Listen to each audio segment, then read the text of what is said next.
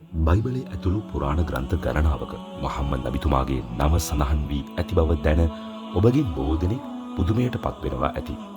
මේ වීඩියෝවෙන් වසර 4000ක් පැරණි හින්දු ග්‍රන්ථවල මුහම්මද් නබිතුමාව නාමිකව හෝ ඔහුගේ ගුණාංග මගින් සඳහන් කර ඇති සටහන් කිහිපයක් කෙටියෙන් බලමු. භවිෂ්‍ය පුරාණ ග්‍රන්ථයේ කොටසක මෙසේ සඳහන් වනවා.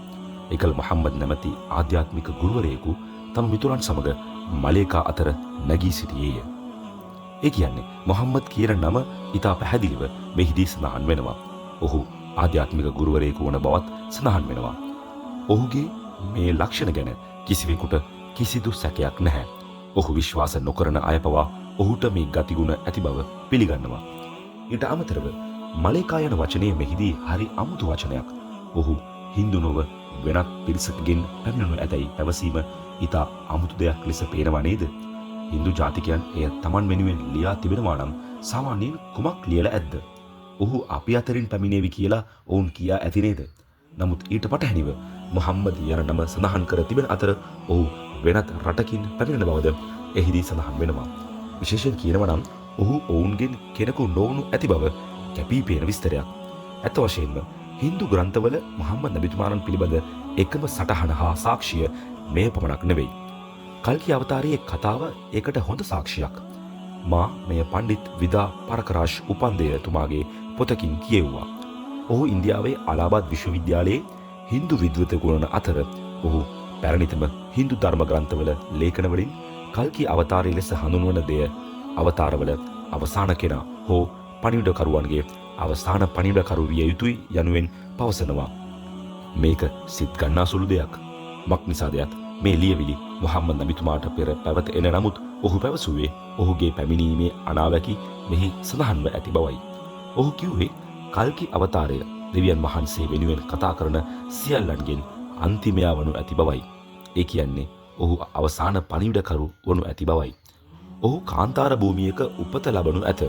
ඔහුගේ පියාගේ නමෙහි තේරුම විෂ්ණු භාගත් එනම් දෙවියන්ගේ ගැත්තා යන්නයි. ඒ කියන්නේ අබ්දුල්ලා. ඔහු පැවසුවේ ඔහුගේ මව නම සාමකාමී හා සංසුන් කියන අර්ථය දෙන සුමානි වෙනවා. ඒ තමයි ආමිනා. ඔහුගේ ආහාරය රට ඉඳි සහ ඔලිව් වනු ඇත. මේවා පුදුම සහගතයිනේ. ඇයි කිව්වොත් මේ හැම එකක්ම මුහම්මද් නබිතුමාට හරියටම ගැලපෙනවා. ඔහු ගෞරවනීය වංශයකින් පැමිණේවි. එතුමන් කුරයිෂ් සහ බනු හාෂිම් වංශයෙන් පැමිණි බවට කිසිම සැකයක් නැහැ. ඔහු ගුහාවක් තුළ දෙවියන් වහන්සේ පිළිබඳ භාවනාවේ සිටිනු ඇත. සුබ්හානල්ලාහ්. ඔහුගේ දේව පණිවිඩය එනම් වහී හිරා ගුහාවේ සිටින විට පහළ වුණු බව අපි හැමෝම දන්නවා. ඔහු අශ්වයෙකු වැනි සතෙකු මත ලෝකයේ පුරා සංචාරය කොට පසුව ඌ අහසට උඩින් ඔහුව රැගෙන යනු ඇත. සටන්වලදී ඔහුට දේව පිහිට ලැබෙනු ඇත. ඔහු යම් මාසයක 12 වෙනිදා උපත ලබයි. ඔහු විශිෂ්ට අශ්වාරෝහකයෙකු සහ කඩු ශිල්පියෙකු වනු ඇත. මේවා පමණක් නෙවෙයි තවත් බොහෝ සාක්ෂීන් තියෙනවා. ශලෝකාසී මන්ත්‍රාංක 10 සහ 27 අතර අනාගතයේදී එන මුහම්මද් නම් කෙනෙකු පිළිබඳ සඳහන් වීම දැන් තිරේ බලා ගන්න පුළුවන්. ඔහුගේ නම කීප වතාවක්ම එහිදී සඳහන් කර තිබෙනවා. මෙම කොටස අවසානයේදී අපිට පහත ප්‍රකාශ දකින්න පුළුවන්. මගේ අනුගාමිකයන් උඩුරවුල නොමැතිව යටිරවුල සමග සිටි. ඔවුන් චර්ම ඡේදනය කරගන්නා අතර ඔවුන් විශාල විප්ලවයක් සමාජයේ සිදු කරනු ඇත. ඔවුන් ශබ්ද නගා නමස්කාර කිරීමට කැඳවන අතර සියලු ආගමිකයන් සමගි කරනු ඇත. ඔවුන් විස්තෘත හින්දු චාරිත්‍ර ඉටු නොකර මාංශ අනුභව කරනු ඇත. තවත් විශේෂ යෙදුමක් ඉදිරියේදී භාවිත වෙලා තියෙනවා. ඔවුන් මුසල්මාන් ලෙස හඳුන්වනු ලබන අතර ඔවුන් ව්‍යාජ ආගම් ප්‍රතික්ෂේප කරනු ඇත. මේ අවස්ථාවේදී මේ ශුද්ධ ලියවිලි සඳහන් කරන්නේ කවුරුන්වද? ඉහත සඳහන් සියල්ල තම අනුගාමිකයන්ට අනුමත කළ ඒ විප්ලවවාදී නායකයා කවුරුන්ද යන්න ඉතාමත්ම පැහැදිලි. චර්මච්ඡේදනය, යටිරැවුල, ශබ්ද නගා යාඥා කිරීමට කැඳවීම වැදගත් කාරණාව නම් මේ ඡේදවල පවා නබි මුහම්මද් තුමාගේ නම සඳහන් වන අතර ඔහුගේ අනුගාමිකයන් මුස්ලිම්වරුන් ලෙස හැඳින්වෙන බවද සඳහන් වෙනවා. ඊළඟ සාක්ෂිය ලෙස බලමු. භවිෂ්‍ය පුරාණ ග්‍රන්ථයේ පර්වාංක 3, කන්දාංක 3, පරිච්ඡේදාංක 3, ශ්ලෝක 5 සිට 8 දක්වා මෙසේ සඳහන් වෙනවා. මලේචියෙකු තම සගයන් සමග කාන්තාරයේ සිට පැමිණෙන අතර ඔහුගේ නම මුහම්මද් විය යුතුයි. රාජා බෝජ් මේව මහාදේව අරාබි ජාතිකයාට පංච්ගාර්වෙහි ස්ථානය කරදී හරසරින් පිළිගෙන ගෞරවයෙන් අමතා අහෝ මනුෂ්‍ය සංහතියේ ගැලවුම් කරුවාණෙනි. නපුරු මිනිසුන්ට එරෙහිව සටන් කිරීමට ඔබ විශාල බලවේගයක් නිර්මාණය කර තිබෙනවා. භවිෂ්‍ය පුරාණ ග්‍රන්ථයේ පර්වාංක 3, කන්දංක 3 පරිච්ඡේදාංක 3 ශ්ලෝක 5 සිට 8 දක්වා වූ මෙම අනාවැකිය පවසන්නේ මලයිචයෙකු පැමිණෙන බවයි. සංස්කෘත භාෂාවෙන් මලයිචා යන්නේ අදහස් කරන්නේ විදේශිකයෙකු වන අතර ඔහු තම සගයන් සමග ඒ කියන්නේ සහවවරුන් සමග මරුස්තාල් සිට පැමිණේවි. සංස්කෘත භාෂාවෙන් මරුස්තාල් යන්නෙහි තේරුම වැලි සහිත මාර්ගයක් හෝ කාන්තාරයක් යන්නයි. ඔහුගේ නම මොහම්මද් වනු ඇත. රාජා බෝජ් මෙම මහාදේව් අරාබි ජාතිකයා ගරුත්වයකින් යුතුව අමතමින් මෙසේ පවසනු ඇත. අහෝ මනුෂ්‍ය සංහතියේ ගැලවුම් කරුවාණෙනි, මුහම්මද් සල්ලල්ලාහු අලයිහි වසල්ලම් තුමා යනු මානව වර්ගයාගේ ගැලවුම් කරුවා බව අපි හැමෝම දන්නවා. ලුදරන්ට එරෙහිව සටන් කිරීම සඳහා විශාල සේනාවක් රැස් කරන බව ඔහු වැඩිදුරටත් පැවසූ අතර එය මුහම්මද් නබිතුමා විසින් සිදු කළ බවත් අපි ඉගෙනගෙන තියෙනවා. මෙම අනාවැකිය සඳහන් කරන්නේ මුහම්මද් නබිතුමා මිසක් අන් කිසිවෙක්වත් නෙවෙයි. ඍග්වේද ග්‍රන්ථයේ තවත් අනාවැකියක මෙසේ සඳහන් වෙනවා. සත්‍යවාදී හා සත්‍ය ප්‍රිය කරන අතිශයින් බුද්ධිමත්, ශක්තිමත් හා ත්‍යාගශීලී මහ්මා මහත් ඥානවන්ත, බලවත් සහ කරුණාවන්ත ඔහුගේ වචන වලින් මට උපකාර කළේය. මහත් බල සම්පන්න වන ඔහු සියලු යහපත් ගුණාංග සතු ලෝකයා කෙරෙහි දයාව පිරි අනුගාමිකයන් 10000ක් සමග ප්‍රසිද්ධ වන්නේය. මෙහිදී මහ්මා යන වචනය විශේෂ වෙනවා. මන්ද මේ වචනය හින්දි භාෂාවේ මූල පදයක් වන මාහ් යන පදයෙන් උපදින අතර එහි තේරුම ප්‍රශංසා කිරීම යන්නයි. කර්මකාරක අර්ථයක් එකතු කරන මා යන පදය උපසර්ගයක් ලෙස එකතු කරන විට එය මහ්මා බවට පත් වෙනවා. එහි පරිවර්තනය ප්‍රශංසාවට ලක් වූ තැනැත්තා වනවා. අරාබි භාෂාවෙන් මෙයට මුහම්මද් යන වචනය භාවිතා කරනවා. මීට අමතරව සත්‍යවාදී, අතිශයින්ම බුද්ධිමත්, ශක්තිමත් සහ ත්‍යාගශීලී වැනි විශේෂණ පද මෙහිදී සඳහන් වෙනවා. ඒවා ජීවිත කාලය පුරාම මුහම්මද් නබිතුමා තුළ දක්නට තිබුණු බව ඔහුගේ මිතුරන් වගේම සතුරන්ද ඒකමතිකව පිළිගන්නවා. මේවා ඔහුට ප්‍රශංසා කරන ගුණාංග වනවා.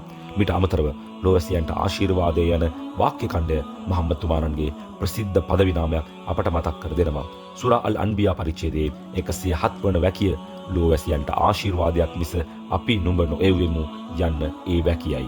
අනුගාමිකයන් 10000ක් සමග ප්‍රසිද්ධ වීම ගැන තවත් වැදගත් විස්තරයක් පෙර සඳහන් වුණා. ඔව්, ක්‍රිස්තු වර්ෂ 630 දී ඔහුගේ සගයන් 10000ක් සමග පිටමං වීමට බල කෙරුණු තම මව්බිම වන මක්කම වෙත ඔහු නැවත පැමිණෙන අතර එහිදී තමා වෙනුවෙන් තම ජීවිතය පූජා කිරීමට සූදානම්ව සිටි ඔහුගේ සගයන් සමග එම මක්කම ජයග්‍රහණයද කරගත්තා.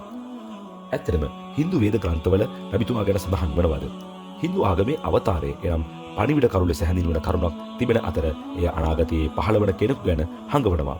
දැන් වර්තමානයේ බොහෝ හින්දු භක්තිකයන් විශ්වාස කරන්නේ ඒ පණිවිඩකරු සැබවින්ම විෂ්ණුගේ ආත්මයක් බවයි. නමුත් ඔවුන්ට අවසන් පණිවිඩකරු පිළිබඳ සංකල්පයක්ද තියෙනවා. එය පැමිණීමට නියමිත අවසාන පණිවිඩකරු වනවා. ලෝකයේ අපරාධයන් වැඩි වෙන විට ඔහු පැමිණෙන බව සඳහන් වෙනවා. එම අවසාන දූතයා වේද ග්‍රන්ථවල නරශංසා ලෙස හැඳින්වෙනවා. නර යනු සාමාන්‍ය මිනිසෙකු. ඒ කියන්නේ ඔහු දෙවිවත්වයේ ඇත්තෙකු නෙවෙයි. අශාංශ කියන්නේ ප්‍රශංසාවට පත් වූ යන්නයි. එබැවින් එය ප්‍රශංසාවට ලක් වූ මිනිසා යන අර්ථය දෙනවා.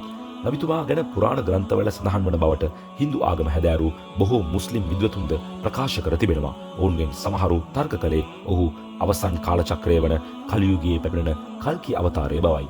එය අන්ධකාරයේ සහ ආරවුල් වල යුගය වනවා. හින්දු ආගම තුළ පවා මෙය නැවත නැවත ඇතිවන බව විශ්වාස කළත් එය අන්ධකාරය හා ගැටුම් වල යුගය වන ෆිත්නා යුගය අපට හඟවනවා. මහා භාරතයේ එය මෙසේ සඳහන් වනවා. එවිට පාලකයන් අසාධාරණ වන බවත්, අසාධාරණ ලෙස බදු අය කරන බවත්, ඔවුන් තවදුරටත් ආධ්‍යාත්මිකත්වයේ ප්‍රවර්ධනය කරන්නේ නැති බවත් සහ දෙවියන් ගැන ඔවුන් කතා නොකරන බවත් සඳහන් වෙනවා.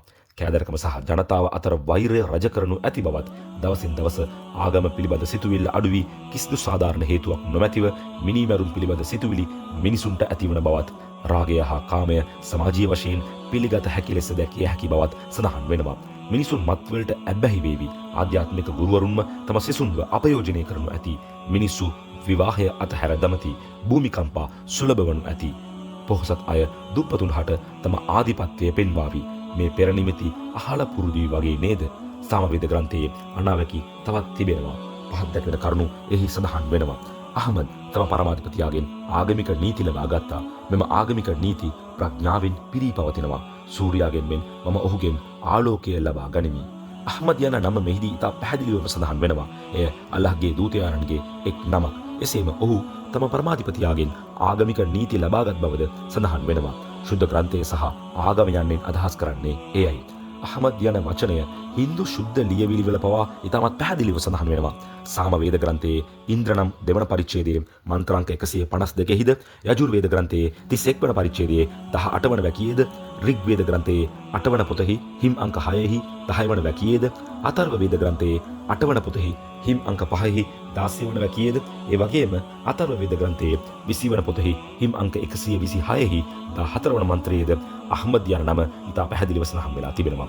දැන් අපි ඉතා වැදගත් ප්‍රශ්නයක් අහන්න ඕනේ. අවුරුදු 1400කට පෙර උපත ලැබූ මුහම්මද් නබිතුමා ගැන අවුරුදු 4000ක් පැරණි හින්දු ශුද්ධ ලියවිලි වල සඳහන් වෙන්නේ කොහොමද? දෙන්න පුළුවන් එකම පැහැදිලි කිරීම නම් එම ශුද්ධ ලියවිලි වල පෙර පණිවිඩකරුවන්ගේ අනාවැකි සහ ඔවුන්ට හෙළිදරව් කරන ශුද්ධ ලියවිලි වල අවශේෂ තවමත් අඩංගු වෙලා තියෙනවා. කොහොම වුණත් මුහම්මද් නබිතුමා දෙවියන් වහන්සේගේ පණිවිඩකරුවෙකු වන බව ප්‍රතික්ෂේප කරන්නට බැරි විදිහට මේ සාක්ෂි තව තවත් තහවුරු කරනවා. මෙයයි සත්‍ය. එය ඔවුන්ට පැහැදිලි වනතුරු අපි පොළවේ සෑම ප්‍රදේශයකම සහ ඔවුන් තුළම අපගේ සංඥාවන් ඔවුන්ට පෙන්වන්නෙමු.